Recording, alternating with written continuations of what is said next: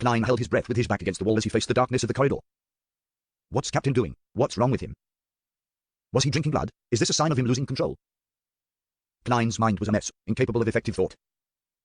Nearly 20 seconds later, Klein clenched his teeth. With the help of the control he had over his body as a clown, he silently made his way down the stairs. Later, he then intentionally took heavier footsteps and made his way back to the door of Madame Sharon's bedroom. Klein looked in to see the captain wrapping sealed artifact 3-0271 with the black cloth. His expression was serious, his face clean. It was as though what Klein had seen just now was only an illusion. Glancing sideways, Klein saw nothing abnormal with Kenley's body. It was the same as it had been. He inhaled and asked, "Captain, how am I going to confirm if those servants are still asleep? I can't make an accurate judgment just based on spirit vision alone. They'll have various emotional reactions due to their dreams which will be reflected in the color of their auras." Dunn Smith fiddled with the spirit medium mirror and was silent for a few seconds. He said with a raspy voice, "I'm sorry. I forgot about that. I've made too many mistakes tonight. There's no need for you to check, I'll confirm it." He lifted his hand and pressed his glabella, then he closed his eyes, allowing formless ripples to spread towards the first floor. It was crystal clear to a nightmare if anyone was asleep or not. Klein froze when he saw this. He looked down and bit at the insides of his lips. "Captain, were you really drawing me away just now? What are you doing? Do you know what you're doing?" He abruptly turned to look at the window, only to see the crimson moon hanging high in the sky, seemingly unchanged for thousands of years. After collecting himself, Klein used the cover of picking up his tarot cards, revolver, half-top hat, and other items to closely examine the corpses of Kenley and Madame Sharon. They maintained the same look as when they died, but their skin was turning pale at a rapid rate. They also had tinges of blue and black marks. "It's a little weird. They seem to be missing something. It's not something specific, but more of a feeling," Klein muttered to himself. He felt his hair stand on end due to the chilly wind blowing through the shattered window. At that moment, Dunn opened his eyes and said in a deep voice, "They're all still asleep, but some of them are close to waking up." That's good, that's good." Klein looked at the captain, not knowing what he was saying. Dunn surveyed the surroundings and said, "Clean out the scene, then get someone from the nearest police station to come over.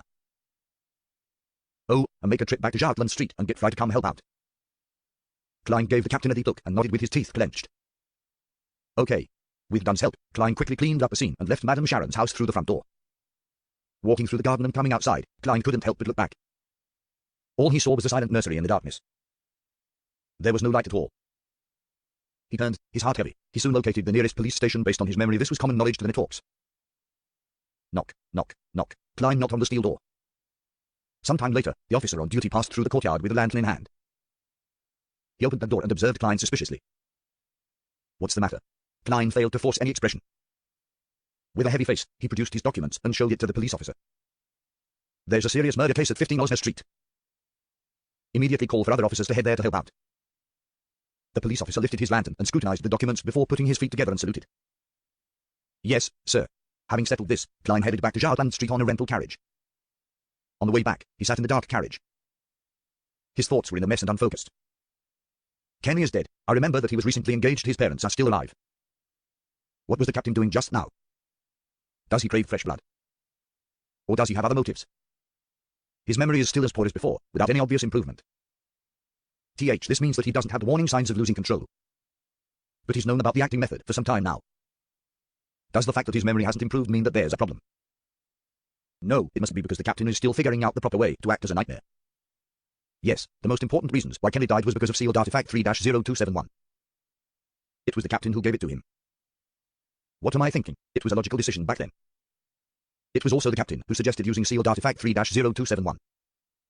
Calm down, I cannot make blind guesses. But I cannot wait around either, or the situation might worsen. I'll send a letter to Madame Daly later and see if she knows what this situation means.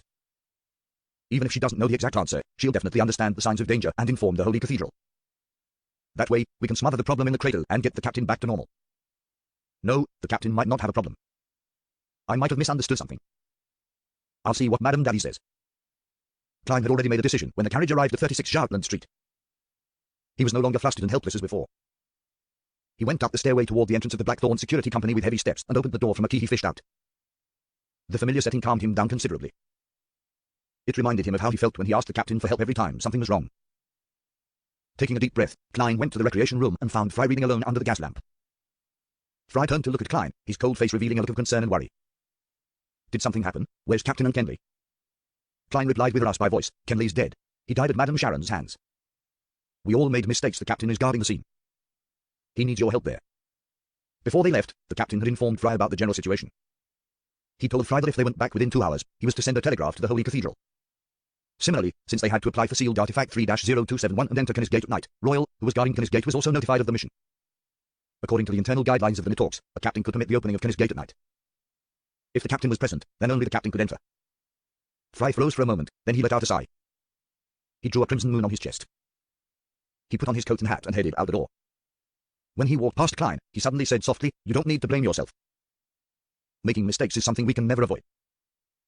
We must always trust our partners." Yeah, Klein closed his eyes, his vision turning blurry. Klein and Fry first headed to the basement to notify Royal before locking the door to the Blackthorn Security Company and rushing to Madame Sharon's house. It was nearing dawn by the time they got Ken Lee's corpse and Madame Sharon's half-decapitated body back. Dunn stood in front of the mortuary, silently looking inside. It was some time before he turned to Klein and said, "Go home first. You just experienced an intense battle, you must be exhausted." All right, Klein didn't reject the suggestion.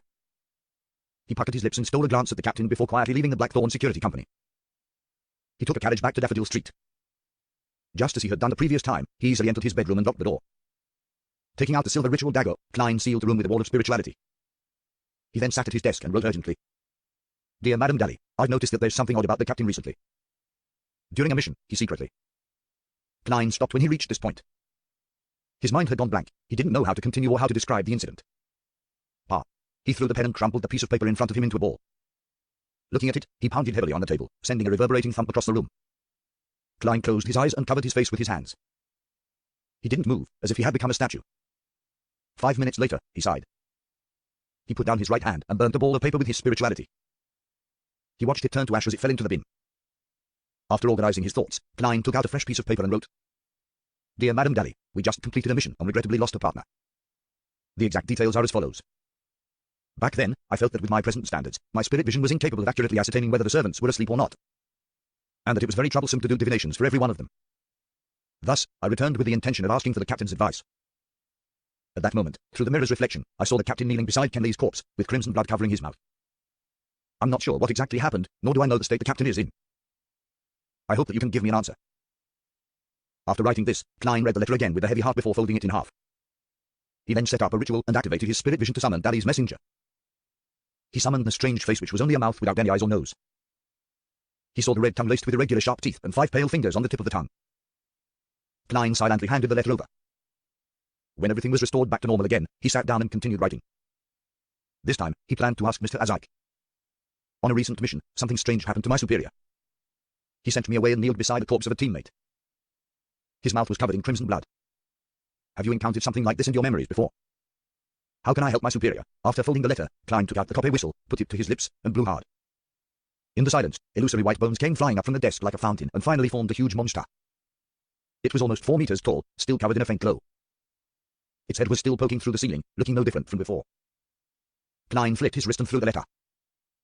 The white bone monster caught the letter and gripped it tight. Klein blew the copper whistle again and saw the messenger break into illusory white bones and fall like rain before vanishing through the surface of the desk. Klein felt much calmer after finishing everything, but he didn't stop trying. He moved the chair back and stood up. He then walked 4 steps counterclockwise and entered the world above the grey fog. The lofty palace and the ancient mottled table appeared before his eyes, as though it would stay the same for tens of thousands of years. Klein sat at the full seat of honor. Then, he took out the spirit pendulum from his left sleeve and conjured a yellowish-brown goatskin and a fountain pen in front of him. He wanted to divine the captain's situation that night. After some thought, Klein wrote the first divination statement. Dunn Smith's abnormality would lead me into danger. In mysticism, divination that involved any danger to the diviner was hardest to interfere. It was an instinctual ability of spirituality. In other words, as long as there wasn't an extremely strong disturbance, Klein would be able to get an accurate result from the divination about his own situation. This was also the reason why he would divine if there was danger in the mission, even though he knew that Madame Sharon had the ability to interfere with divination. He also knew that Madame Sharon wasn't strong enough to affect this kind of divination. In order to determine Captain Dunn Smith's situation, he decided to eliminate all disturbances and perform the divination above the grey fog. He held the pendulum with his left hand as he recited the divination statement 7 times. He closed his eyes and entered a cogitation state. After a few seconds, he opened his eyes and they returned to their normal color. He looked at the topaz pendant, and he felt heavy-hearted because the pendulum was spinning clockwise. The rotation wasn't small, nor was the speed slow. It meant that the result was positive. It meant that Dunn Smith's abnormality would lead him to danger. And the danger level was significant. After he closed his eyes, Klein wiped away the previous content and wrote down a new divination statement. The reason for Dunn Smith's abnormality. He put away the topaz pendant and leaned back into the chair. He recited the divination statement as he entered a dream with the aid of cogitation. In the blurry illusory world, he couldn't see or discover anything. There was nothing except grey fog. That means that there was insufficient information, so the divination failed. Klein looked at the goatskin on the long bronze table as he muttered bitterly and helplessly. Suddenly, he felt a strong feeling of exhaustion. He realized that it was the result of an intense battle, continuous rituals, and multiple divinations. Klein wrapped himself up with spirituality and stimulated a rapid descent from above the grey fog and returned to reality. He had a few nightmares that night. The ending of each dream was either Kenley vomiting his organs, or Dunn Smith with crimson blood around his mouth. The next morning, Klein was on duty at Kennysgate, so he arrived early at the Blackthorn Security Company. At that very moment, Roseanne, Mrs. Oriana, and the other clerks had yet to arrive for work. Klein walked through the partition and saw the wide-open door and Dunn Smith, who was seated in the captain's office. Dunn had taken off his coat, and he only had his white shirt and black vest on. He sat in his seat while he held a cup of coffee in his hands. He was staring at the wall in front of him blankly. His hair seemed dry, his grey eyes looked dull, and his face was showing obvious signs of weariness too. Even for the captain, who's experienced many similar incidents, it's still unbearable to lose two teammates in such a short period of time. Klein's heart winced as the scene of the shattered full-body mirror reflecting Dunn kneeling before Kenley's corpse with his face covered in crimson blood appeared once again. Klein clenched his teeth and looked away. After nearly 20 seconds, he composed himself and extended his hand to knock on the captain's door. Knock, knock, knock. Dunn put down his coffee cup as his grey eyes became deep again. He took a deep breath and said, "I've reported the matter to the Holy Cathedral," and they gave an initial reply. "The church will compensate Kenley's family with £3,000, and the police department will give £1,000 as bereavement payment. A total of £4,000. To most middle-class citizens, that's wealth that can't be earned in a lifetime." Kenley's weekly salary was £7, making an annual income of £364.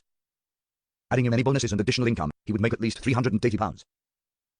£4,000 is equivalent to 10 years of his income. Such wealth can provide at least £200 of income a year, although money cannot make up for the loss of Kenley. It's the only effective thing at the moment. Klein had many thoughts passing through his mind before he finally sighed. That's all we can do.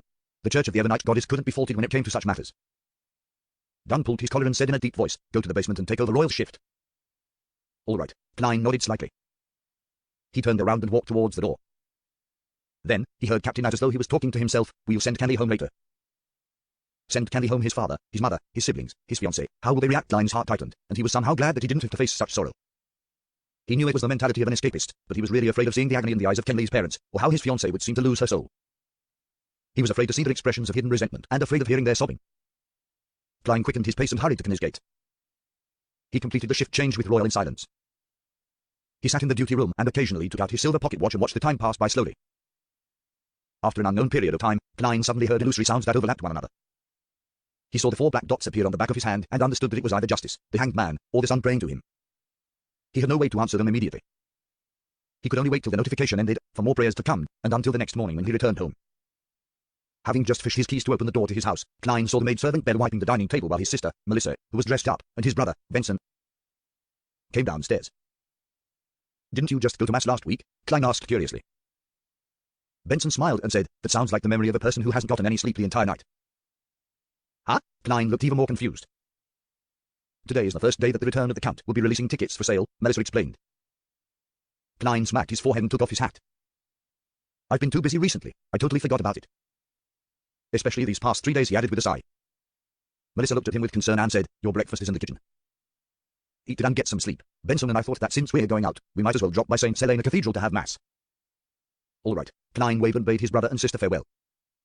He had a simple breakfast and returned to his bedroom. After he did the preparatory work, he took 4 steps counterclockwise and entered the world above the grey fog. He saw that Justice and the hanged man's corresponding crimson stars were burgeoning and shrinking faintly. He extended his right hand and emanated his spirituality. Then, blurry images formed before Klein's eyes. Miss Justice's prayer sounded in his ears. "I pray for you to listen. Because of the Kilangos incident, my father hired a beyond to protect me. There are also others who are watching over me secretly. It wasn't easy for me to finally find an opportunity to pray to you. I would like to apply for leave from the gathering next week. I believe this will pass soon." Klein subconsciously glanced at the blurry image. The image was filled with fog, and there seemed to be a huge bathtub with rippling water. Miss Justice was wrapped in a bath towel. He retracted his gaze and started listening to the hanged man's prayer. His description was different from Justice's, but he was making the same request. He too needed to ask for leave due to the aftermath of Kilangos' death. Klein nodded slightly and responded to their prayers respectively. "I'm aware." Then, he sent a message to the Sun's Crimson Star. "The upcoming gathering will be cancelled temporarily. City of Silver." Derek Berg was paying attention in the training field. The sky above his head was still dark, with occasional flashes of lightning that lit up the sky. Suddenly, his vision went blurry before he saw the thick fog and the ancient palace that looked like the home of a giant. He also saw Mr. Fool, who sat in the depths of the grey fog. The upcoming gathering will be cancelled temporarily. His voice reverberated, but the view before Derek had already returned to normal. He wasn't shocked at such a magical incident because Mr. Fool contacted him in this manner to remind him before every gathering. Derek looked up at the woman in front of him subconsciously, a member of the City of Silver's 6-member council, Shepherd Lavia. This terrifying expert kept switching between a smile and being aloof. She told every young man at the training field that they would join the patrolling troops soon and rid the dark monsters in the vicinity. That wouldn't be training anymore. Elder Lavia didn't notice anything strange. She seems to be getting weirder. Is it because there's a high sequence beyond as evil spirit among the souls that she grazes? Derek thought.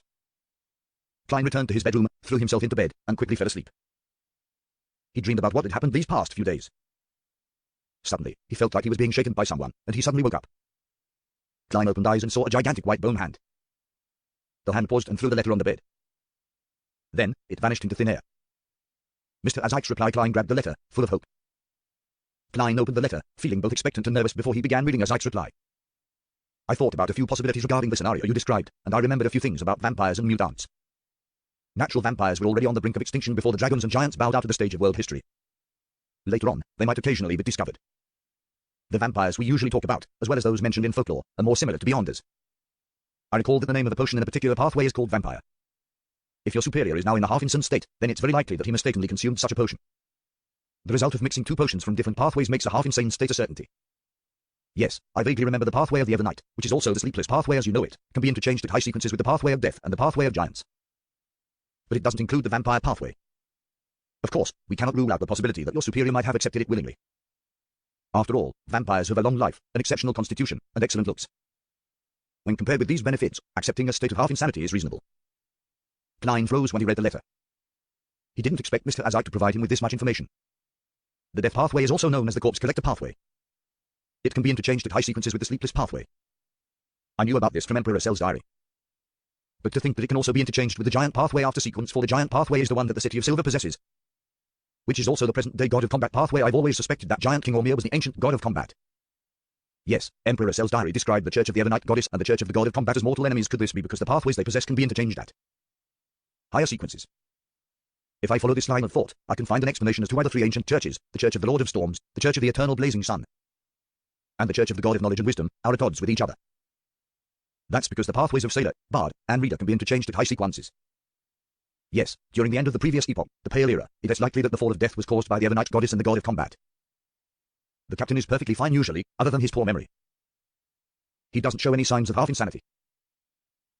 I can rule out the possibility of him consuming the vampire potion. Mr. Isaac has recalled quite a number of things recently. Could the creeping hunger have really stimulated his memories? Klein nodded and continued reading the letter. Mutant isn't the name of a particular species. It's more like the description for many similar creatures. Under normal circumstances, they're no different from an ordinary human, but there is an innate, suppressed, twisted desire in their hearts. This desire erupts when they come into contact with a certain scene or object. They become monsters, succumbing to their desires for blood and massacre. After everything settles, they will return to normal again. They become slightly more merciless and unfeeling after each time their desires erupt. This will continue until their souls are completely twisted. The only example of this that I can recall is the werewolf. They're similar to humans for the most part, and they cannot be distinguished using most beyond their abilities. But, during the full moon, the twisted desires in their hearts intensify, and their bodies also change accordingly. Your superior might be a potential mutant. The death of your teammate might have triggered his true nature. These are all my personal guesses. I cannot guarantee that there are no other possibilities, since I haven't gotten all my memories back. Perhaps your theory of this being a precursor to losing control can also explain this. There's no saving him whether he has consumed the vampire potion, or if he's a mutant. Of course, many people have theorized that mutants were originally ordinary human beings, but were put under a strange curse, or corrupted by some evil god or devil, and, thus, transform into a different monster under certain circumstances. Also, I'm not too sure if you can treat him when you notice the warning signs of losing control. I would advise that you report this directly to your superior and hope that there's still time. Klein looked gravely at the desk after placing the letter down. He slipped into deep thought. He had to admit that the theory of a mutant was a very possible one, but he couldn't eliminate the possibility that it was a warning sign to him losing control. All I can do is wait for Madame Daly's reply. I sent the letter 2 nights ago, so she should have received the letter yesterday morning. If she replied immediately, I should have seen the letter last night or this morning. It's almost noon. Does that messenger not dare to go near Kniz Gate? Or was Madame Daly held up by something? Klein shook his head. He still felt exhausted and used the cogitation to force himself to sleep. In the hazy world, Klein was suddenly jolted to his senses. He knew that he was dreaming. He then saw Dunn Smith in his black windbreaker appear in front of him. Responding in a manner congruent with a normal dream, Klein gave a delayed greeting. Good morning, Captain. Dunn nodded slightly and said, Leonard found a clue when he was investigating the Lanivus case. He needs your help. The mystery prior that the Holy Cathedral sent over won't arrive until tomorrow morning because of a train fault. All right, Klein replied in a fleeting voice. Dunn thought for a moment before adding, there's no need for you to return to Jartland Street. Head to 62 Howes Street directly. Leonard will be there waiting for you. It's been hard on you. The moment he finished his sentence, Klein's dream shattered. Klein instinctively opened his eyes. Howes Street isn't at the area where the Divination Club, my classmate Welsh, and the member of the Aurora Order lived. There sure are many incidents lately, one after another, as if they're culminating in something, Klein thought as he got up slowly. He washed up in the bathroom before changing into a white shirt, brown vest, and black windbreaker. He then picked up his hat and went down to the living room. It wasn't 11 yet, and Benson and Melissa hadn't returned home. Klein informed Bella that he was going out and that she didn't need to prepare lunch for him. He then took a public carriage to Howes Street and saw the messy-haired midnight poet Leonard Mitchell, whose hair exuded beauty, waiting for him in at Building 62. Leonard was still in a thin white shirt despite the chilly September weather. He had paired it with beige pants. He swept his green eyes at Klein. This might be the building rented by Lanivas under a false name. How did you figure it out? Klein asked out of curiosity. Leonard pointed to his head. Since you found a clue from Hood Eugene and suspected that Lanivas was likely connected to that member of the Aurora Order, the cloth merchant Sarius Serapis, I had to change my line of thinking after. My normal investigations revealed nothing. I started investigating the Aurora Order. The previous report told me that Sirius had interactions with many of the residents on Howes Street, so I searched every one of them and found a problem with this one. What problem? Klein asked. Leonard raised his brows. An obvious problem. The guest here appears very rarely. He claimed to be going to the southern continent to do business after Harness Vincent's death and never returned. His records are very realistic, and the police didn't discover anything. This could only be a coincidence. Klein creased his brows. Of course, a coincidence, but when I showed the residents around here Lanivas's picture, an old man felt that he looked similar to the resident at number 62. Other than his different glasses, Leonard took out a black and white photograph from his pocket. Why didn't you say so earlier? Klein lampooned inwardly. He entered 62 Howes Street with Leonard, and at Leonard's request, he started to divine if there were any hidden compartments or secret chambers. The result was yes. The secret chamber or hidden compartment in this building. Klein wrote down another divination statement. He took a seat on the sofa and closed his eyes as he recited the statement. 7 times later, he entered a dream. His vision was blurry. In the blurry world, Klein saw a wooden bookshelf. He saw rows upon rows of books. He saw that one of the books had been taken away. He saw the wooden surface beside the book open, revealing a hidden compartment. The scene quickly disappeared as Klein opened his eyes and told Leonard, in the study. Klein wound the topaz pendulum around his wrist and followed Leonard into the study. He saw the wooden bookshelf he had seen in his dream. Pull out that book. The place it's covering has a hidden compartment. Klein pointed at the book nearest to the sides. So it's here. I couldn't find anything when I searched the place, and I had no choice but to return to Jartland Street to request for help, Leonard grumbled as he walked over. He pulled out the book Klein had pointed out. After searching the area, he finally found a mechanism to open the hidden compartment. A letter lay silently in the hidden compartment. A letter. Lanivas hid a letter here? Klein found it extremely strange. After he divined to see if there was anything dangerous within the letter and received a negative answer, Leonard picked up the letter and opened the unmarked envelope. Leonard pulled out the letter within and unfolded it. Klein leaned forward to get a look of its contents. All he saw were the first few paragraphs of the letter. Ha ha ha, congratulations. Congratulations on finally finding this letter. This means that you're not too stupid, nor too slow. You qualify to take part in this game of life and death that I've designed. Child laborers that die before their time. Factory workers who seldom live past 10 years after entering the factory because of their working conditions. Female workers who risk severe illnesses for a meager salary. I see boundless resentment surrounding every factory, turning the surroundings oppressive and gloomy. This is the worst of times, and also the best of times. Our game shall take place under such a setting. Fools, prepare yourselves, I'm going to issue you a hint. Klein and Leonard lifted their gaze from the letter and exchanged glances. They muttered, he's crazy, right? Lanivas is secretly a lunatic. A lunatic who truly has a delusional disorder and an antisocial personality, Klein thought, and felt to target his heartstrings. He quickly redirected his gaze to the letter. Ladies and gentlemen, the hint is that I've placed a bomb in Tingen, a bomb that will grow stronger over time. Seek it and finish it before it explodes. If you lose the game, there will be a boom, and the entire city of Tingen will be reduced to a ruin. Trust me, I'm not lying at all about this. Lanivas, who enjoys giving his friends pleasant surprises. A bomb? Klein looked at Leonard and muttered to himself, perplexed. Leonard held the letter up to the sunlight and looked as he flipped it around. He didn't find any other clues. The term bomb is probably an expression. I've never heard of a bomb that can grow stronger. Klein creased his eyebrows and said thoughtfully, no, I mean, he might be using bomb to reference something in mysticism. Such as an evil ritual that continuously accumulates power. Leonard cocked his head as though he was listening to something when suddenly, his facial expression grew solemn. He nodded as his green eyes constricted. Maybe you're right, isn't there a description at the beginning of the letter? Child laborers that die before their time, factory workers who seldom live past 10 years after entering the factory because of their working conditions. female workers who risked severe illnesses for a meager salary, boundless resentment surrounding every factory perhaps, that might be the energy source that constantly strengthened Lanivas's bomb. Yes, that's very possible. Klein suddenly tensed up and said, we need to report to the captain immediately. Leonard laughed and said, there's no need to be so nervous. You should know that Lanivas is a swindler. The part where he said that he didn't lie might be a lie itself. Of course, regardless, we have to return to Jarland Street to report to the captain. It's best if we can request the Holy Cathedral to send a mysticism expert over and find the location of the altar through the abnormal accumulation of resentment. Someone is apparently very familiar with protocol, but why would the setup of such an altar need Eugene's help? What role does a psychiatrist play in this? Klein didn't object to the idea. He left 62 Howes Street with Leonard and rushed back to Jarland Street on a hired carriage. Just as they entered the Blackthorn Security Company's door, Klein saw two familiar faces, one voluptuous and one scrawny. They were Maynard's wife and sister. They were still in black dresses and black hats. The fine checkered black gauze concealed their faces. The two ladies were chatting with Roseanne, and when they suddenly saw Klein's return, they turned around and walked forward. You really are the cream of the crop in this industry. Mrs. Maynard nodded slightly and said in a low voice, I'm very pleased with the outcome, and I'm also impressed with your work approach. Here's the reward that you deserve. The scrawny woman passed a light brown paper bag to Klein. It was filled with thick stacks of cash. There were £10 notes, £5 notes, £1 notes, and also 5 solly and 1 solly. It's a total of £230, the scrawny lady stated simply. Klein was in no mood to pay any attention to the money. He passed it to Roseanne and said, take this to Mrs. Oriana. I doubt the two respectable women would make a mistake counting the money.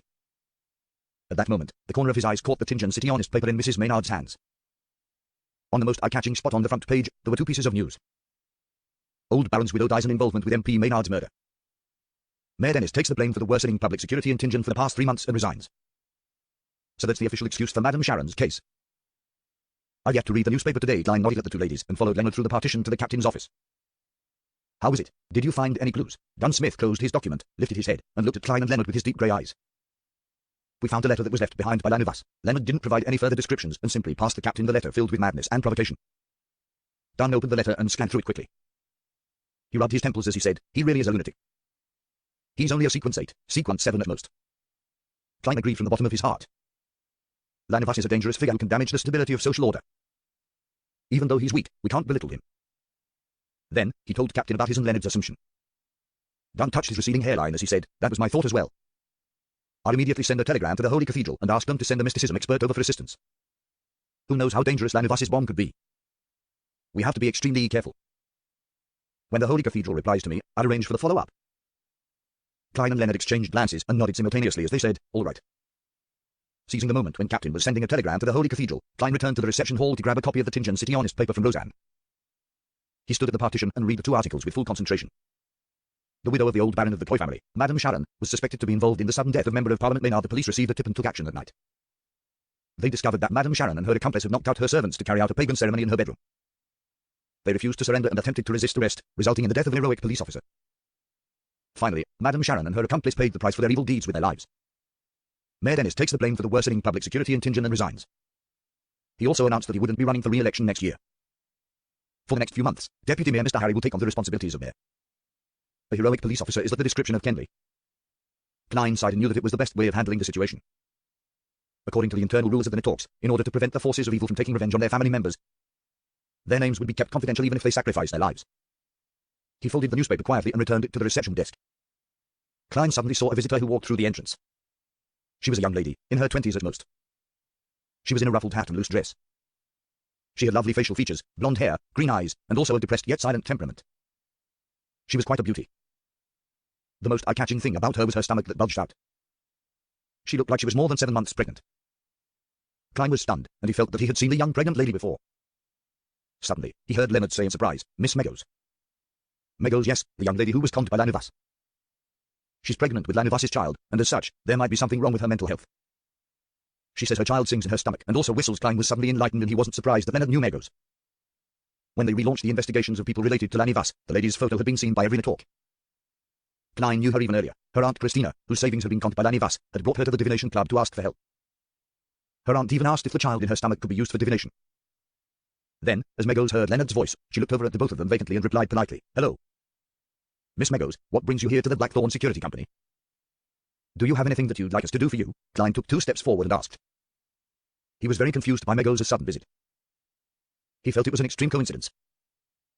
We just found Lanivas's letter, and Meadows comes visiting. Meadows touched her stomach and smiled faintly. Somehow or other, I suddenly thought of coming to Jartland Street and suddenly thought of coming out to take a look. Her mental health seemed to have worsened. Klein recalled that he hadn't managed to activate his spirit vision and check on Meadows' situation previously. Hence, he lifted his teeth and was about to tap his left molars. Just then, a series of thoughts screamed through his head in increasing intensity. Don't look. Don't look. Don't look. You'll die. You'll die if you look. You'll die if you look. Klein stood rooted on the spot like a statue as his forehead was covered in cold sweat. It was like having a deep and heavy nightmare that he nearly couldn't wake up from. Suddenly, he understood something. He had failed to activate his spirit vision the last time because his spirituality had noticed an unimaginable danger. It slowed him down subconsciously, so he missed the opportunity and forgot the follow-up. At that point, Klein had yet to digest the seer potion entirely, and he had yet to advance to sequence 8, so the warnings of spirituality were very subtle and difficult to notice. But now, Klein's spiritual foresight was so clear and obvious. After nearly 20 seconds, Klein finally shook off his paralysis. He looked sideways at Leonard and realized that the Midnight Poet was also covered in cold sweat, and his eyes were filled with horror. Suddenly, Klein understood what the bomb Lanivas was referring to. It's the baby in Meadows' stomach. It's the baby that he left behind. Klein suddenly associated the description in the letter with Hood Eugene's answers, and he suddenly remembered something that he read in Emperor Cell's diary. I started the Industrial Revolution with my own hands, and personally ushered in the age of steam and machinery, but this will only become the hotbed for the descent of an evil god upon this world. Klein's pupils constricted as he thought of a possibility that he instinctually refused to admit. No, that's not right. The baby in Meadows' stomach can't be the son of some evil god, or an evil god waiting to descend upon the world. No, why would Hood Eugene do such a silly thing? Although his psychiatrist power can help Lanivas fool Meadows and use her as a spawning vessel in her semi-unconscious state. No, the resentment of child laborers that die before their time, and the factory workers and female workers who live less than 10 years and helping the son of an evil god to grow rapidly. No, why you may not look directly at God. Klein instinctively reached for his pockets. He held the flaring sun charm in one hand and Hazaik's copper whistle in the other. He acutely noticed that the cold, gentle beyond the feedback of the latter had vanished as if it was being suppressed by an invisible power. However, the former was still warm and comforting. Making use of this comforting feeling, Klein entered a half-cogitation state. He blocked out his feelings of worry and didn't leave anything to chance. He turned and shot a look at Leonard Mitchell, then tipped his chin toward Meadows. He then controlled his expression with his clown abilities and smiled at Meadows. Do you want coffee, black tea, or nothing at all? Meadows stroked her stomach as if she was listening to something. A cup of warm water. I suddenly thought of chatting with you guys about Lanivas. I had the feeling that you know a lot. Who told you that? Leonard was no longer the frivolous guy that he usually was. His smile had turned rather stiff. Meadows suddenly giggled. My child told me. He knows a lot. He's very smart. Klein fought back the urge to curse. He turned to the partition and signaled to Leonard to keep Meadows calm. Leonard forced a smile and pointed toward the sofa. That's exactly what I'd like to talk about. We want to have a chat with you about Lanivas. Behind the receptionist's desk, Roseanne looked on in confusion. She suddenly realized that she didn't need to do anything. Klein quickly made his way past the partition and directly pushed open the door to Dunn Smith's office, then closed the door with a bang. He saw Dunn looking shocked before turning serious and saying in a heavy voice, Captain, something serious has happened. I know what Lanivas meant by bomb. Dunn stood up and pointed outside. Meadows. He had obviously heard Leonard's shocked exclamation, but he was unable to see the looks of fear and cold sweat on his teammates' faces. Klein nodded and explained quickly, I tried to activate my spirit vision to observe Meadows to ascertain her mental condition, but my spirituality stopped me from making the attempt. It kept warning me not to look, that I would die if I did so. This made me recall a saying, you may not look directly at God, even if the fetus in Meadows' stomach isn't an evil god attempting to descend upon this world, or the spawn of an evil god. It's definitely a legendary creature. Captain, connecting this to the Black Altar in Hood Eugene's memories, to his psychiatrist abilities, to the tragic world as described in Lanivas' letter. I think that my guess is quite close to the truth. Lanivas obtained a ritualistic magic link to the true creator from an Aurora Order member. With Hood Eugene's help, he turned Meadows into a vessel to gestate a certain power. Then, this power will make use of the resentment, oppression, and gloominess surrounding the factories to quickly grow until maturity. In other words, the ritual itself needs this resentment, oppression, and gloominess in order to succeed. Dunn considered Klein's words seriously for nearly 20 seconds before nodding with a solemn expression. I'll ask for assistance from the Holy Cathedral immediately. Let's hope that the baby in Meadows' stomach can still wait. Of course, we can't just sit back and do nothing. Tell Leonard to keep Meadows calm and keep her company. Notify Mrs. Oriana, Roseanne, and the rest. Get all the non-combatants to evacuate. I'll head to the back of Kenneth Gate after I send the telegram. We have to prepare for the worst, which is if Meadows' baby is born before the arrival of reinforcements from the Holy Cathedral. As captain of the Tingenet Talks, I have the authority to use St. Selena's ashes during emergencies. St. Selena's ashes, the ashes of a high sequence beyond the core seals within Kenneth Gate. Klein's worries eased a little. He quickly thought of other things. Captain, we can also ask for reinforcements from the mandated punishers and the machinery hive in mind. They should have similar holy items. Klein suddenly had a stroke of inspiration as he muttered to himself, Lanivas' case was originally under the purview of the mandated punishers. Old Neil and I were there to help when one of their senior members lost control. As he spoke softly, his voice grew to a crescendo. Captain, can you ask the mandated punishers if the member who lost control was tracking or keeping Megos under surveillance? Are you suspecting that he lost control because he got corrupted by the baby in Megos' stomach? They were responsible for Megos when the investigation was happening. Dunn answered seriously. We cannot delay any further. Go to Mrs. Oriana and arrest. I'll take this time to send a telegram to first ask for assistance from the Holy Cathedral, then I'll inform the mandated punishers and the machinery have in mind. Yes, I'll also have to send a telegram to the police department and see if they can come up with an excuse to evacuate the citizens nearby. All right. Klein had taken a few steps out of the room when he suddenly recalled something. He thought about the coincidence of Megos' sudden visit. The image of the building with the red chimney appeared in his mind. He turned around quickly and said to Dunn, Captain, one more thing. Do you remember the coincidences I told you about? The clue to the Antigonus family's notebook in the house opposite the kidnapping, Raby Button didn't make it out of Tingen in time, Harness Vincent exposing himself because of a coincidence, and how a member of the Aurora Order lost his life because he chanced upon me, etc. All these coincidences are very subtle and hard to detect, but the fact that Megos suddenly came looking for us right after we discovered Lanivas's letter is too obvious and direct. This coincidence was already laid bare before us. It's no longer hidden. I think that the person behind this will soon take center stage. Also, why would Madame Sharon take the risk in killing Member of Parliament Maynard? Is this also a coincidence? Dunn thought about it and gave a solemn reply. I'll include this point in the telegram. Klein didn't waste any more time. He exited the office and went straight for the accountant's room on the opposite side. Mrs. Oriana was preparing the budget for the last 3 months of the year.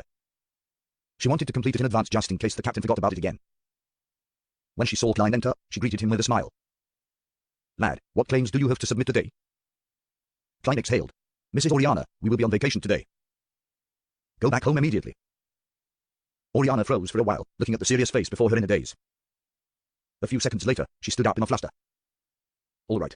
Klein added in a hurry, help me inform the rest of the clerks in the office and the armory. I'll inform Roseanne. Yes, Oriana didn't even pack. She grabbed her handbag and hurried out of the accounting office. She turned and stared at Klein after entering the corridor. She drew a crimson moon near her chest and said, all of you will be blessed by the goddess. Thank you, Klein replied in silence. He made his way past the partition into the receptionist area only to see Leonard chatting with Megos about Lanny Vass, his expression rigid. Klein leaned toward Roseanne as he filled up a cup of warm water. He then whispered, go home, it's dangerous here. Come back tomorrow. Roseanne opened her mouth in shock, but closed it again after seeing Klein's stern expression. She lowered her head and packed for about 10 seconds before picking up her bag and leaving the receptionist area. Just as she was walking past Klein, she bit on her lip and whispered, to be honest, I respect the Nettalks as much as I hate other people who become beyonders. After seeing the clerks evacuate the Blackthorn Security Company, Klein brought warm water to Megos, bent his back, and placed it on the table in front of her. I have something to settle, I'll be back soon. As he stood up, he took the opportunity to lean in towards Leonard's ear and whispered, keep her here. Leonard clenched his teeth and widened his mouth into a grin. He continued his conversation with Megos and noticed that Megos was getting a little restless, as though she was losing her focus. Klein returned to the captain's office, only to realize that Dunn had already gone underground. There was a telegram on the table. It was the reply from the mandated punishers. Yes, we will be there immediately. Yes, the mandated punisher did lose control because of Megos. Klein couldn't calm himself down as he made his way to the corridor. He didn't know if he was waiting for the captain to retrieve the holy ashes or for reinforcements to arrive. I wonder if high-sequence beyonders can teleport. I don't think so. He paced around a few times, suddenly feeling peaceful. He saw that the gas lamps on both sides of the corridor were now dyed a faint blue. Amid the darkness, Dunn followed the stairs into the corridor. In his palm was a square, palm-sized box of ashes. This box looked as though it was made out of pure silver, but it also felt like it was human bones. It was carved with many mysterious patterns. Klein felt colder the closer he was to the box. It was as if the cold was rapidly seeping into his blood. Dunn's face was bathed in an icy blue light. He told Klein, go to Kenneth Gate and pick out a sealed artifact with the highest defensive ability. Decide exactly which one with your own judgment. I've already told Zika and the keepers inside. Take note of the hidden threats. Of those, there are 3 grade 2 sealed artifacts, which are... Oh, now that I've taken out the ashes of Saint Selena, Zika and the keepers cannot leave their positions now. At this point, Friar Royal were both at Kendy's house for the funeral preparations. The Archbishop at Saint Selena Cathedral had gone to the countryside to preach. All right, Klein didn't hesitate, immediately turning towards the basement. When he was nearing the intersection, Klein suddenly stopped. He knew that most of the sealed artifacts behind Kenneth Gate at Tingen City were grade 3 and wouldn't have much of an effect on the baby in Megos' stomach. It was, at the very least, a legendary creature. The mutated Sun Sacred Emblem might work, but it takes too long to have an effect. It's unsuitable for this. There are only 3 grade 2 sealed artifacts in Tingen City. And they're all very dangerous artifacts that can easily result in my death. I estimate their powers to be about the same as my Flaring Sun Charm, so I cannot have too many reservations later. I'll use the Flaring Sun Charm without any hesitation. It would definitely be as powerful as a grade 2 sealed artifact. After all, it has the power of divine blood in it. Klein's mind whirled as he nodded indiscernibly. He felt for the Flaring Sun Charm and Isaac's copper whistle in his pocket, but he was surprised to find that the sensation of the latter was back.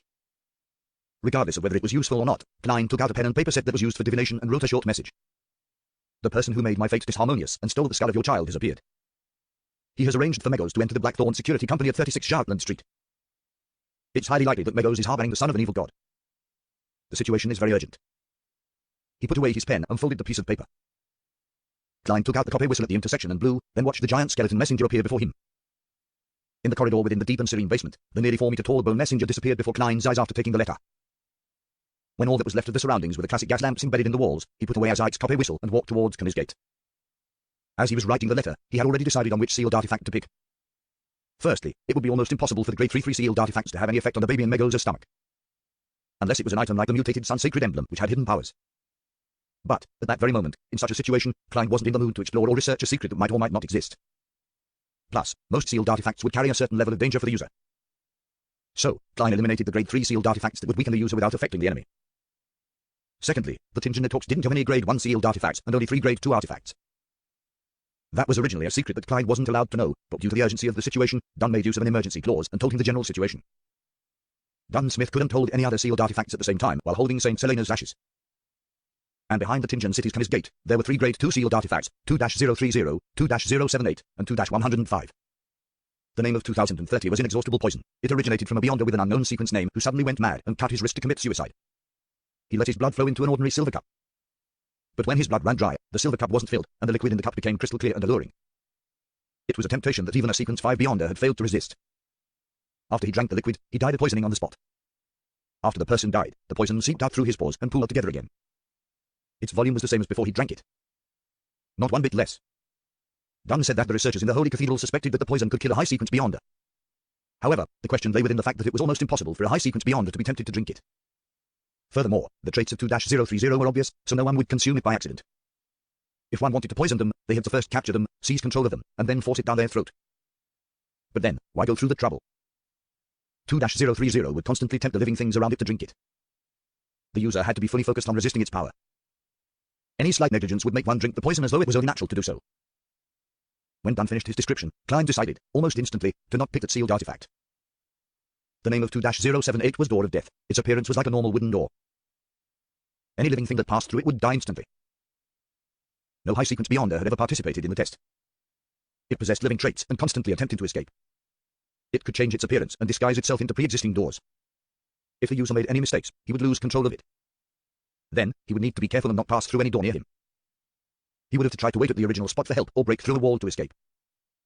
Klein thought of using 2-078, but after re-evaluating the latter two, he felt that the intuition of a legendary creature would be very sharp and would be able to differentiate whichever door was the Door of Death. In the end, he decided to pick 2-105.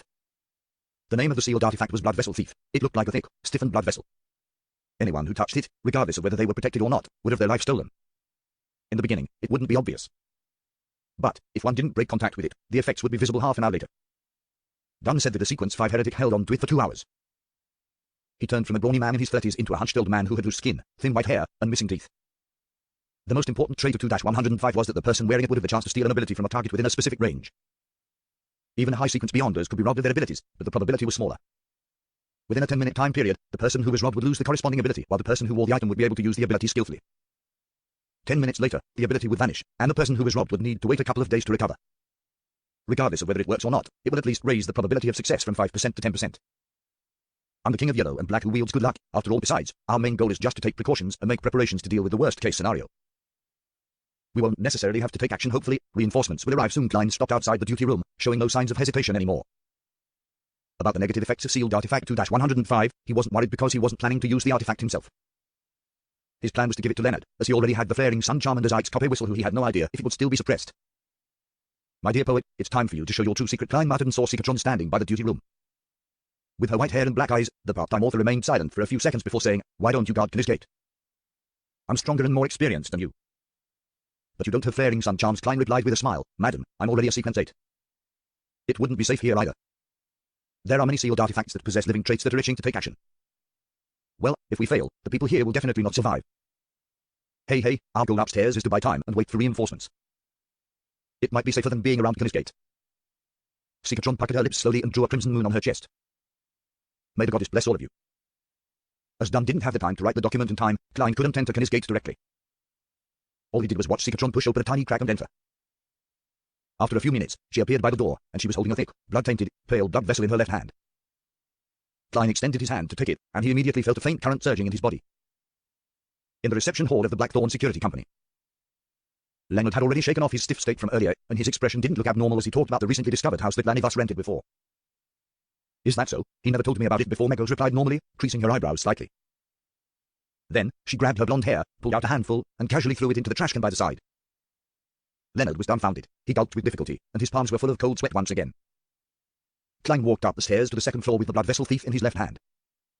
He looked at the door that led to the Netalk's break room, where Dunn Smith stood silently in his black windbreaker. His eyes were grey and deep, just like when they had first met.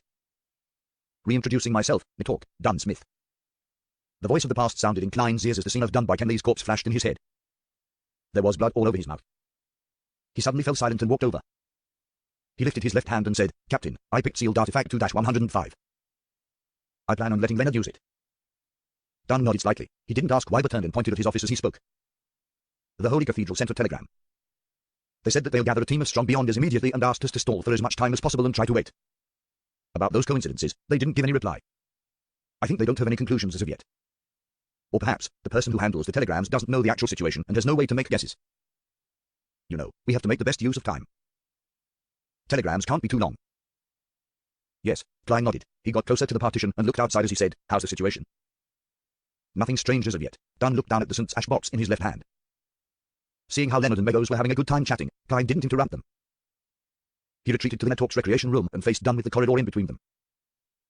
Just then, Dunn suddenly let out a self-deprecating laugh. I forgot something. What is it? Klein replied, puzzled. Dunn looked sideways at him and said, Daddy told me to explain myself to you. Huh? Klein was stunned, as he couldn't quite understand what the captain meant. After 2 seconds, before Dunn could reply, he suddenly understood. Madame Dally didn't reply immediately because she thought it was unnecessary. She had forwarded the matter to the captain and let him explain himself. That means that there isn't anything serious with the captain. At this critical point, Klein suddenly felt a surge of joy erupt inside of him. Dunn sighed. I did want to send you away back then since I was going to do something that involves the secrets of the church and the Netalks. But Kenley's death left my mind in chaos. At that moment, all I could think of was a clumsy excuse, thus giving you the opportunity to witness what I was doing. What secret is that? Klein pressed, now being more at ease.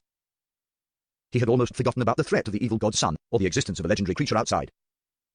Dunn weighed his words and said, there might be a law in mysticism. Hey, even though I haven't read many books, I'm still aware of what a law means. This law is called the law of beyond the characteristics indestructibility. The characteristics of a beyonder is never destroyed or reduced. It's only passed from one carrier to the next. Klein's eyes opened wide. He suddenly came to a realization and asked thoughtfully, for example, the sealed artifacts, mysterious objects, or a potion's main ingredients that are left behind by beyonders who have lost control. Correct. Dunn nodded solemnly. This isn't only the case for beyonders who lose control, it's also the same for normal beyonders after they die. The same. Klein mulled over Dunn's description, now having a faint idea of what the captain was doing. He suddenly recalled when the suited clown died. He recalled the blue, thumb-sized blood sphere that was suspended beside the corpse of the suited clown. Fry's explanation had been that there would always be strange transformations after a beyonder died. Dunn continued with his deep grey eyes, but what's different about beyonders who lose control is that a beyonder who dies normally won't leave behind ingredients or objects. Here equivalent to a potion that corresponds to their sequences, except that they're lacking a certain amount of supplementary ingredients. Equivalent to potions. Klein squinted as a flash of inspiration went through his mind. The endless darkness in his mind was illuminated in that instant. He suddenly understood many things, figuring out why the beyond pathways wouldn't be broken, even if the creatures used as main ingredients were going extinct. Apart from using substitutes, one could also simply use the remains of beyonders. That should also be the reason why they only handed out complete potions at the higher sequences.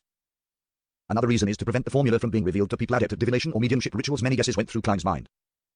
Dunn looked at the recreation room and explained in a deep voice, a few years ago where I can't exactly remember just exactly how many years it was. But I wasn't the captain of the Netalks back then.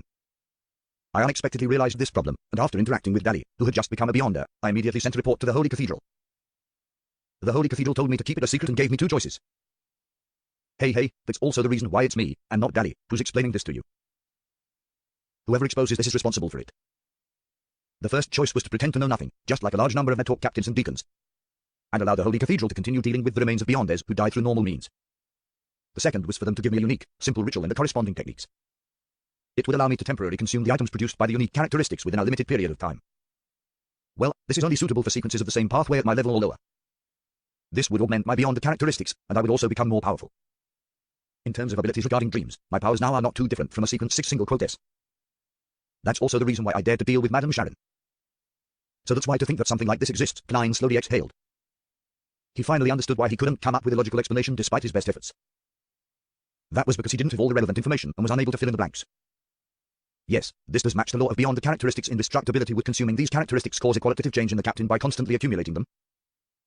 Klein allowed his mind to wander. After glancing at him, Dunn let out a bitter smile. I chose the second option, but not because I wanted to become more powerful. If I wanted to become more powerful, quickly digesting a potion and receiving an advancement is the best and most direct way. Yes, Klein agreed sincerely. Consolidating the characteristics of the potions of the same sequence will increase the risk of losing control at the same time as it improves your abilities, right? Dunn shook his head solemnly. No, these are the remains of normal Beyonders and not Beyonders who have lost control. Well, after I came to know the acting method, I realized that it would increase the difficulty of digesting the potion. Then why do you still continue? Klein asked in shock.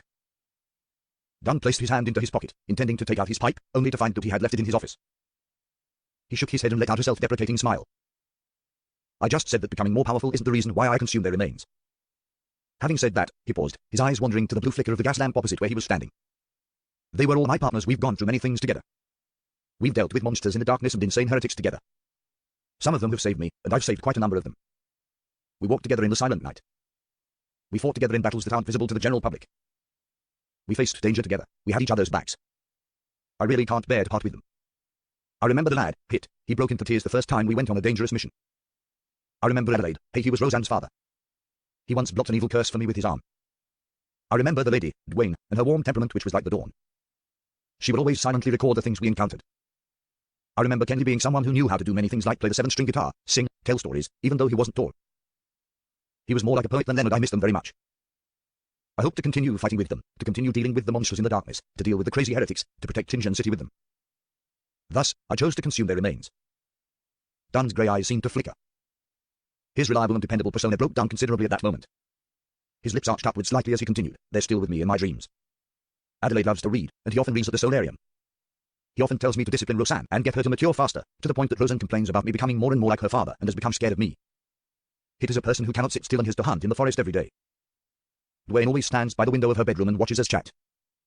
Kenley, who recently joined, created his own 7-string guitar and sings while strumming it. I really miss them." Captain Klein subconsciously muttered. His eyes became blurred and watery. He couldn't help but rub his eyes and cursed in his heart. "Fuck, Captain, you're making me cry." "But I finally understand the reason for the captain's slow progress despite using the acting method." Klein let out a silent sigh. "Unfortunately, old Neil died after losing control. Otherwise, he would have brought along much joy to us." Dunn retracted his gaze. He lowered his head and massaged the bridge of his nose. A few seconds later, he lifted his head and let out a bitter smile. "This is a selfish decision. I don't know what the true wishes of Adelaide, Kenley, and the rest were, and, thus, selfishly made a decision for them. I truly am a selfish person." "No," Klein shook his head. On the sofa in the receptionist area, Leonard watched Megos pull out clumps of her hair as his expression became more and more rigid. Megos seemed increasingly restless as she constantly picked up the glass for a mouthful of water. She looked at Leonard with a contorted expression. "I don't know why, but I suddenly feel a little unwell." Leonard Mitchell was about to reply when he suddenly saw Megos reach for her face. She clawed out a piece of flesh, a long piece of flesh stained with blood. "My face is a little itchy." Megos smiled, a little embarrassed. The edge of her lips spread to where her cheekbones were, revealing a row of white teeth and bright red gums. "Fuck," Leonard cursed out silently.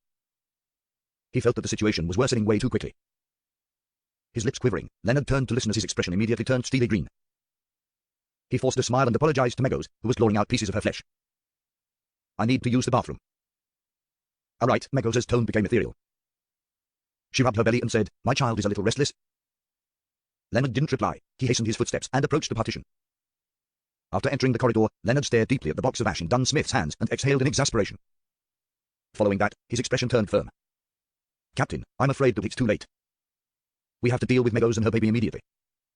Otherwise, the whole of Tinjan will suffer terrible losses. This isn't something that can be avoided just by evacuating the citizens around us. I know that you've already sent such a telegram."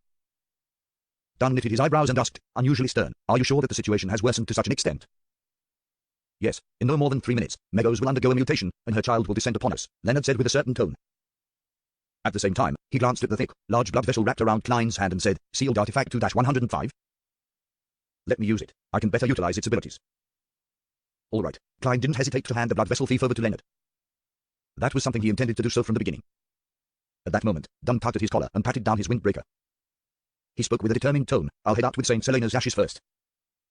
Come out after 10 seconds. Remember, come out only after you finish counting to 10. Then, regardless of my condition, direct your strongest attacks at Meadows and her baby without wasting any time. With that said, he turned around and walked towards the partition with the urn of ashes. Captain Klein let out a shout, his lips dry. Captain, Leonard also shouted. Dunn stopped and looked back. He had a gentle expression as he said with his mellow voice, don't worry about me. I'm not alone. Adelaide, Dwayne, Hit, and Kenny are all fighting alongside me, no matter what kind of danger I face. He paused for a moment before speaking, his grey eyes gentle. There's no need to be too nervous as well. We're guarding Tingen City. His lips arched upwards, forming his usual smile. After saying those words, he didn't stay any longer. He stepped through the partition, his black windbreaker following behind him. Captain, Klein and Leonard shouted at the same time, their tears falling uncontrollably, but Dunn didn't slow down. We are guardians, but also a bunch of miserable wretches that are constantly fighting against threats and madness. Beep, beep, beep. The telegram set up in the captain's office suddenly came to life, seemingly having received a new telegram. But Klein and Leonard couldn't be distracted. They were counting the movements of the second hand on the clock as their red eyes welled up with tears. 10, 9, 8. Just then, Dunn Smith carried the silver, bone-like square box into the reception hall with a solemn expression. Meadows, who was pulling out clump after clump of blonde hair, tore a wound that was deep enough to show her bones. It was as though she was triggered by something. She suddenly stood and pointed at Dunn Smith in his black windbreaker. She shrieked, "You want to kill my child. You want to kill my child." Boom! The shrill and terrifying voice reverberated. Klein felt like he was being struck in the head with a sledgehammer. He suddenly forgot to count as he had a headache and felt dizzy. His vision went red, and there seemed to be liquid flowing from the tip of his nose. He subconsciously looked sideways, and he saw the corner of Leonard Mitchell's eyes. The tip of his nose and the corners of his lips were covered in fresh blood. His face was extremely pale, and his body was wavering as though he was about to fall. And probably in the same state, Klein reined back his thoughts and continued to count in silence as he skipped 2 numbers. 5, 4. Struck by the terrifyingly sharp voice, Dunn Smith's deep grey eyes were filled with red veins. Every single strand was crystal clear. The blood vessels in his face protruded out as well, every one of them like a poisonous snake. There was also a gurgle as red liquid flowed out of his ears as well. Despite that, he did feel dizzy. Other than his right hand pausing, his strong willpower drove him to press down on St. Selena's urn and open the lid. Inside the box, there was deep darkness. In the darkness, there was fine resplendent sand. The scene was magically beautiful, just like a starry night being stored in a box. The surroundings suddenly became dark, and the darkness engulfed the entire reception hall. In the air, there were countless black, cold, and smooth threads were floating. They surged towards Meadows and entangled her almost instantly. It wasn't like a spider web, but more like the tentacles of some unknown creature. Meadows had already torn out her right eyeball. It hung by a thin cord of flesh underneath her eye socket. She stared at Dunn Smith with hatred as she roared, "You must die." Bang! Dunn was cast away by a formless force and slammed heavily into the wall opposite. The wall cracked, and bricks were thrown up. He spat a mouthful of fresh blood onto the ground, but both his hands were still tightly holding onto St. Selena's urn. He held on to it for dear life and kept it from falling to the ground. Those countless black, cold, and smooth threads tightened and bound Meadows firmly to the spot. No matter how much blight-tainted flames rose up suddenly, or how her skin began to secrete a liquid that smelled like brimstone, neither of those defenses dealt any damage to the threads holding onto her. 3, 2, 1. Klein and Leonard dashed out through the partition simultaneously. One of them was holding onto a warm thin gold slice, and the other had already aimed his 5 fingers with the blood vessel thief wound around his left wrist at Meadows. Meadows, who no longer looked human, struggled as flesh protruded from both sides of her shoulders. They were a mixture of blood vessels and green veins, round like a child's head. Above the 2 heads, cracks rapidly spread and seemingly turned into a pair of eyes. Meadows suddenly noticed danger approaching, and she opened her mouth. The corner of her lips cracked all the way up to her ears. She was going to deal the blaspheme curse to every enemy that attempted to harm her child. At that moment, Leonard clenched his left hand into a fist as his wrist made a half-turn. His pale face turned livid, and the vessels protruded like a bunch of tiny poisonous worms. Meadows' blaspheme curse was left stuck in her throat as it came to a sudden halt. She seemed to have lost the ability to speak and the ability to evoke curses. Klein seized the opportunity and muttered an ancient Hermes word in a deep voice. Light. I want light, and there will be light. He suddenly felt the thin gold slice that was covered in mysterious patterns become boiling hot as he saw it emit a blinding light, as though it had become a miniature sun. Right on the heels of that, Klein injected more than half his spirituality into it and threw the flaring sun charm towards the restrained Meadows. The reception hall instantly turned transparent as darkness and gloominess vanished simultaneously. The black fine threads that entangled Meadows shrank as though they were instinctively avoiding something. But before Meadows obtained her freedom, she already saw the sunlight. At some point in the fight, a hole had ruptured in the ceiling of the Blackthorn Security Company, and the hole went all the way to the rooftop of the 3rd floor. The bright blue sky and glaring sunlight shone through simultaneously. The thin gold slice combined with the sunlight above Meadows and immediately expanded in size.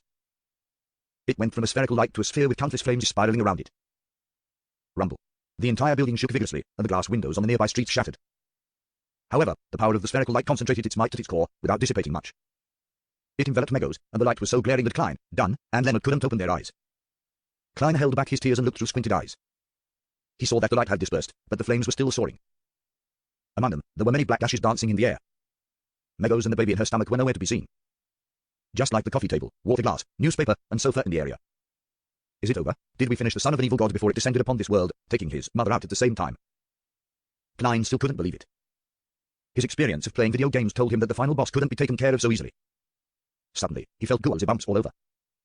His clown instincts told him that there was extreme danger approaching. Without thinking, Klein rolled to the left abruptly. Just then, a long arm with an extremely sharp white bone blade cleaved the spot, seemingly out of nowhere. The monstrosity had an abnormal beauty, and it floated in mid-air. It was unbelievably fast and almost impossible to dodge its attacks. Whoosh!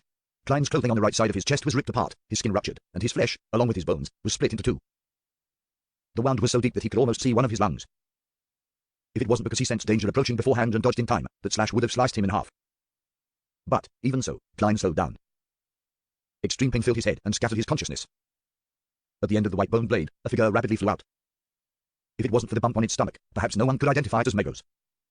Her hair and dress had been burned entirely. The skin on her face and body was charred black and was peeling off, flake after flake. Her nose had melted, leaving only two small black holes behind.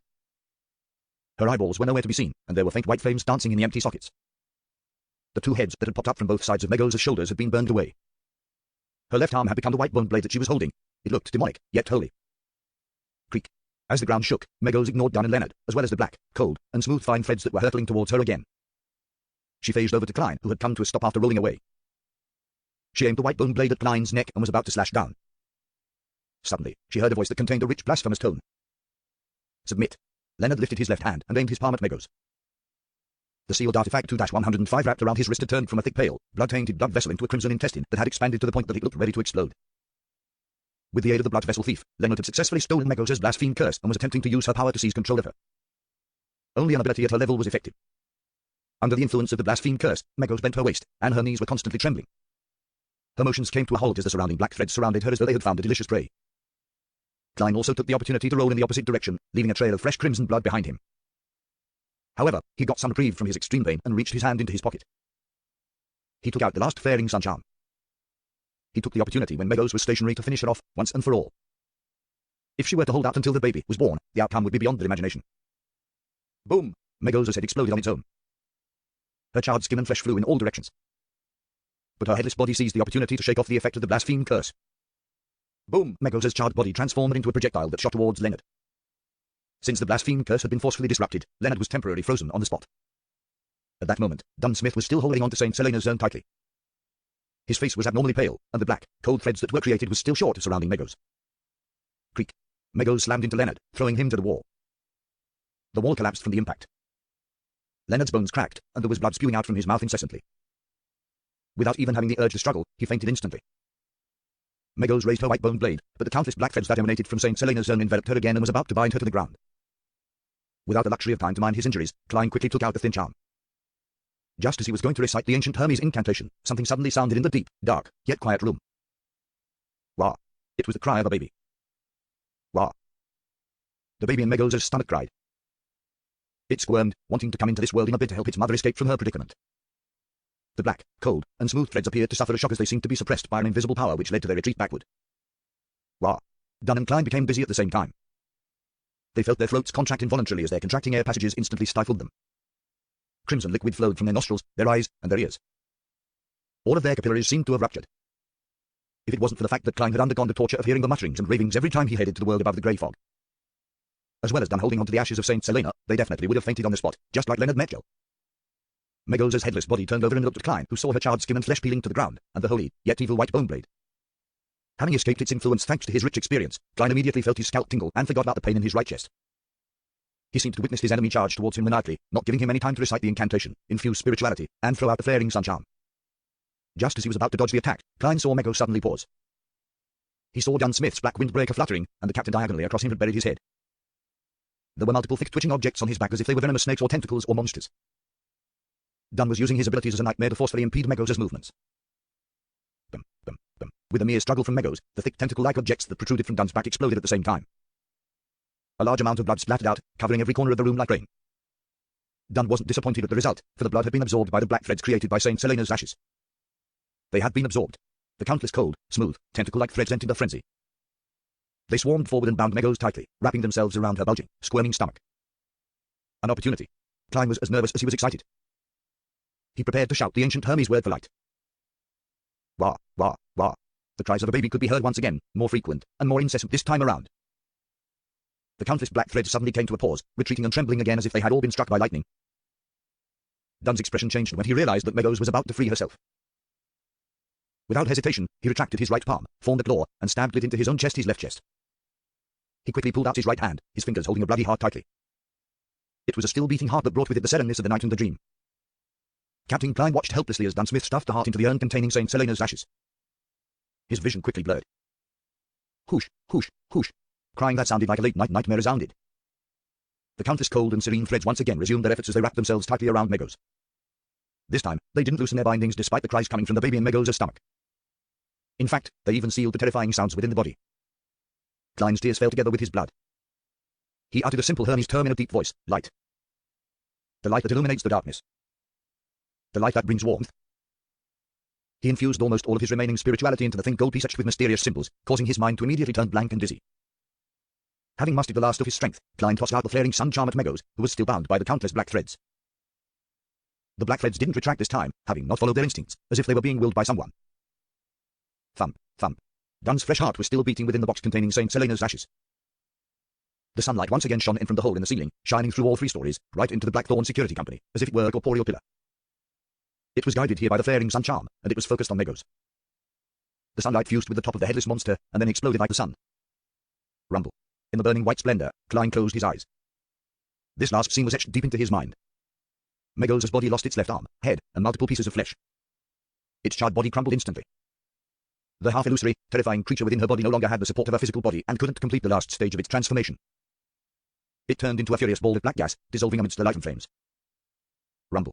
The entire building shook violently, but this was only due to the released energy of the flaring sun charm. The charm was different from a normal bomb. Its powers were concentrated, yet restrained. Klein fought to stabilize his body. He opened his eyes and looked ahead a few seconds later. He saw that the walls had crumbled.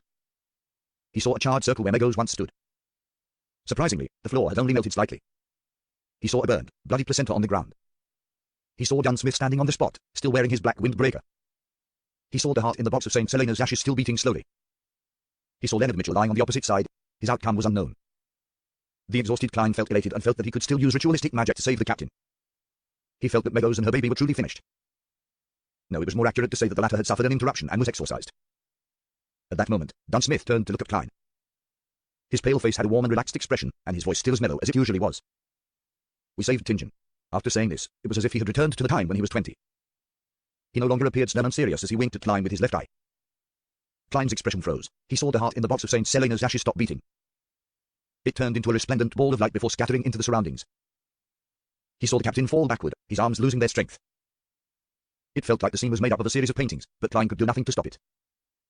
Thump. The box of Saint Selena's ashes fell onto the ground, just like Klein's heart. Thud, thud. Even though the box wasn't covered, the darkness within the box sealed the opening, preventing the resplendent sand like ashes from falling out. The box rolled a distance away towards Klein. Dunn Smith fell to the wrecked floor, his deep grey eyes having lost all their luster. He was looking at the hole in the ceiling, the sunlight pouring down on his face. Captain. Klein's vision blurred once again. He wanted to shout, but that word and the subsequent words were stuck in his throat. We miss you too. At that moment, the box containing Saint Selena's ashes had rolled to his feet. Suddenly, Klein felt a pain in his chest, his pupils violently constricted as he froze in place. He looked down to see a slightly pale palm, drenched in blood, coming out the left side of his chest. Meadows isn't dead, no. A new enemy, the mastermind behind the scenes. Am I going to die? Klein quickly lost his consciousness, his eyes almost losing focus. His body slumped to the side. His breathing gradually slowed and he finally felt the palm pull back quickly. He saw a pair of brand new leather boots and a hand reaching downward, a slightly pale hand. It grabbed the urn of Saint Selena's ashes. Klein's vision went black, and he lost all consciousness. Burned and shattered objects were scattered around in the now destroyed Blackthorn Security Company, but there wasn't a single sound. It was just like a cemetery. A few minutes later, Leonard Mitchell's body moved, his eyes opening slowly. He propped himself up with difficulty and surveyed the surroundings. He saw Dunn Smith on the ground. He also saw Klein, who had his eyes staring wide as a look of shock was blasted across his face. Dunn and Klein both had visible wounds on the left sides of their chests. No, Leonard squeezed out the word from his throat as he staggered towards Klein's corpse. That wasn't far away from Dunn. He kept checking them, going between the two repeatedly, but all he could do was accept this irreversible truth. Leonard's knees buckled as his knees plopped to the ground. His green eyes were filled with pain as tears streamed down his cheeks, washing away the blood and dust. He turned his head and listened for 2 seconds, and suddenly sprawled forward. He let out an angry roar and clenched his palms into fists, and heavily pounded the floor. Thump, thump, thump. Leonard kept tearing up as he pounded the floor. Amidst his sorrow was a feeling of clear hatred and a clear sense of self-abhorrence. Thud, thud, thud. Leonard looked up when he heard the sounds of hurried footsteps and saw the members of the mandated Punishers and the machinery-heavy mind that had just arrived at the scene through his blurred vision. In a Tingen suburb, there was a house with a green lawn. The house had a garden that had begun to wither at the beginning of September. Attached to the house was a crimson chimney. There was a desk next to the window in the bedroom of that house. An ordinary notebook was spread open on the table. A slightly pale hand flipped the notebook to the very first page, then it quickly flipped to the back. As the paper flipped, the rows of words appeared faintly. Regents, a member from the Secret Order, sold the Antigonus family's notebook as an ordinary ancient book by accident due to the influence both of weariness and illusions. It was a coincidence that made logical sense. Affected by the calling of the Antigonus family's bloodline, the notebook secretly affects its owners, one after the other. After repeated changes in ownership, it came to Tingen. It fell into the hands of the members of the Aurora Order, Sirius, Serapis, and Harness Vincent. After they flipped through the content that temporarily appeared in the notebook and copied the corresponding potion formulas, Sirius and Harness were worried that the Secret Order, who were good at divination, would track them down. After discussing it, they decided to avoid the risk by selling it to another person. They didn't wait for Mr. Z's reply, perhaps because he stayed at Enmat Harbor. Through Sirius's introduction, Harness got to know Welsh McGovern from the Coy University's Department of History. Then, Harness sold the Antigonus family's notebook to McGovern as an ordinary ancient book. Subsequently, Sirius was attracted by the treasure that was said to exist on the main peak of the Hornus Ice Mountain range. He started to visit the Dwayville Library and research the mountain. He didn't think that there would be any problems, so he left his real address and name. That aligned with his personality. During this process, he acquainted himself with Lanny Vass, who was reading up on information about iron mines to set up a scam.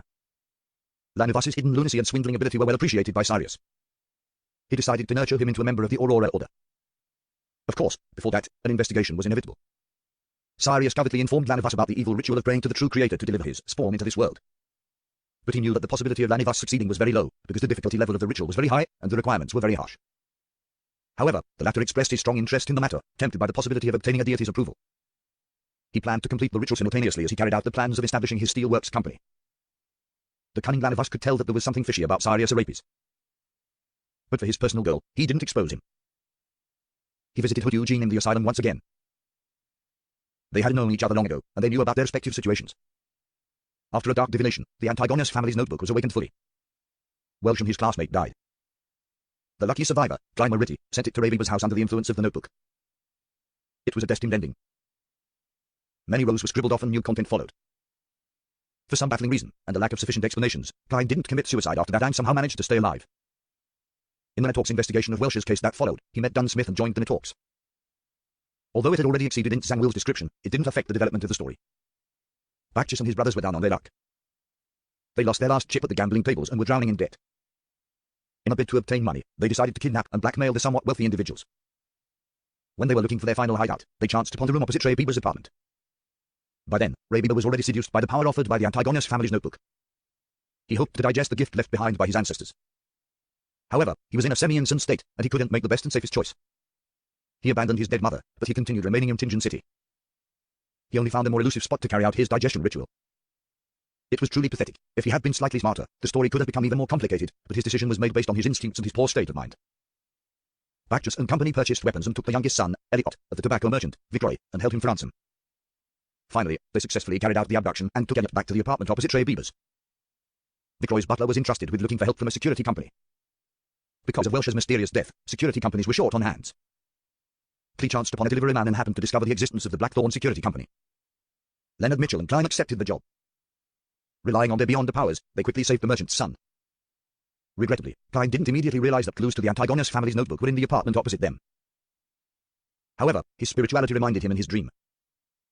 As such, the Tingen Netalks discovered corresponding clues. Sealed Artifact 2-049 arrived in Tingen. With the aid of the Antigonus family's puppet, Dunn Smith led the Netalks to find Ray Bieber before interrupting his digestion procedure. Ray Bieber became a monster, and the situation was out of control. In the end, the Netalks skillfully worked together and took care of Monster Bieber, but they immediately faced the attack of a member from the Secret Order. More rows were scribbled away again, and the original content was impossible to read. Leonard Mitchell, who possesses a secret, was going to end the situation. Before he could, Klein, who was supposed to be doomed, killed the Sequence 7 member from the secret order in an inexplicable manner. That didn't affect the development of the story. Dunn Smith got in touch with the Antigonus family's notebook and flipped through its content. From that point onwards, he was secretly tainted. Having finished with all his preparations, Lanivas beguiled Hood Eugene and used him to assist in his ritual. They tricked Lanivas's fiancée, Megos, to become the vessel that would carry the true creator's spawn. Lanivas had almost no possibility of success. The most serious problem was that even though Megos would be protected by the ritual's power, she wouldn't be able to withstand the sexual intercourse with the illusory projection of a deity. It would cost her life on the altar. At that moment, the kind Zangwill held Lanivas in secret. He split off half a piece of a descendant of Death's characteristic that he obtained and planted it into Megos' body ahead of time. Hood Eugene made Megos enter a semi-unconscious state and convinced her that the true creator's illusory projection was Lanivas. Nourished by the accumulated resentment, gloom, and oppression of the factory district, the ritual succeeded. Megos was pregnant with the true creator's spawn. The deity saw through the coincidences, but since he wished to break through the shackles placed on him by the 7 deities, he didn't refuse. Hood Eugene was contaminated. After the ritual succeeded, the mad Lanivas regained his rationality. He clearly knew that if the deity's spawn was to descend into the world, Lanivas, himself, would become one of the sacrificial offerings. How could the mortal be the father of a deity's son? This was blasphemy of the highest order. Lanivas decided to leave Tingen ahead of time and left clues to the Nitorks, the mandated punishers, and the machinery hive mind so that they could resolve the repercussions of his actions. There was ultimately a price needed for lunacy. However, Lanivas didn't write the letter directly to the Beyonder squads. He thought it would make him look stupid. He decided to leave the letter in one of the houses that he rented. He pretended to be playing a game with the Beyonders from official bodies. As such, he didn't bring up Hood Eugene's contamination and brought with him everything that he had obtained. Just in case, he informed Syrio Serapis in the safest way he could. The latter didn't quite believe him, but he could faintly feel the possibility of success. Selena would accidentally chanced upon the real magic mirror divination incantation from her mysticism teacher, Harness Vincent. Her bold attempt was interrupted by Klein Murphy by coincidence. The latter successfully resolved this supernatural incident that might have caused serious casualties. The Nitorks then investigated Harness Vincent, who had recently been awarded. Therefore, Dunn Smith coincidentally saw a clear image of the true creator in his dream and suffered severe injuries. However, he wasn't contaminated because of what happened. That would have been noticed by the upper echelons of the Nitorks. The injury made Dunn Smith's contamination by the Antigonus family notebook worsen. His absent-mindedness and forgetfulness worsened, and he was getting closer and closer to satisfying Zangwill's requirements. Many rows were scribbled away again. Seriously unbelievable, Klein Murphy noticed Zangwill's secret influence and saw the Crimson Chimney. This is because he was reminded by the teacher from the Coy University's Department of History, Azaik. He possesses many secrets. But even so, it's astounding enough for Klein to discover actual clues. It's unexplainable. Regardless of the reason, Zangwill continued to act, and the story continues. Klein coincidentally ran into Sirius at the library and had no choice but to kill him. Hence, the clues leading to Lanivas were abruptly severed, and the discovery of the problem was delayed. Klein met Megos, but his spirituality stopped him from observing her closely. However, he didn't notice the subtle abnormality. That is logical, our stories aren't made up randomly. He searched for the red chimney, but he always opted for a route that didn't include his target. Maybe in another 2 or 3 months, when he was on the last batch, he would find the real red chimney house. Rows and rows of writings were scribbled away, more than all of the previous rows added together. Dunn Smith's problem was alleviated. His condition obviously became better. He actually mastered the acting method. And this was taught to him by Klein Murray, who found inspiration from Daddy Simony and Old Neil's example. No, Zangwill didn't believe that, but he could only change his original plans slightly. New elements in the story came to play. Azaik decided to go to Backland in search of his lost memories. It wasn't long until Klein and Dunn found clues from Hood Eugene. In order to ensure that Tingen City's Conservative Party and New Party would be in complete opposition, Madame Sharon, who wanted to vent the accumulated madness after her transformation, decided to take the risk and murder Member of Parliament John Maynard. Her motive wasn't strong enough, but she took action anyway. There are always times when people are not clear-minded enough, and she happened to be in that stage. Besides, she was confident that she wouldn't be discovered. Maynard's wife found the Blackthorn security company through the tobacco merchant, Vicroy. They didn't disappoint her, and they quickly found Madame Sharon's abnormality. Dunn Smith, who possessed power that was close to Sequence 6, decided to take action first. He passed the sealed artifact 3-0271 to Kenley.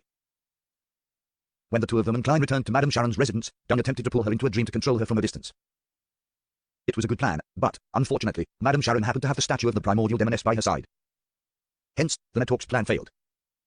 Kenley reflected himself in a mirror due to his nervousness and saw himself. Madame Sharon was taken care of while Kenley died. Dunn blamed himself and consumed Kenley's beyond the characteristic as he usually did.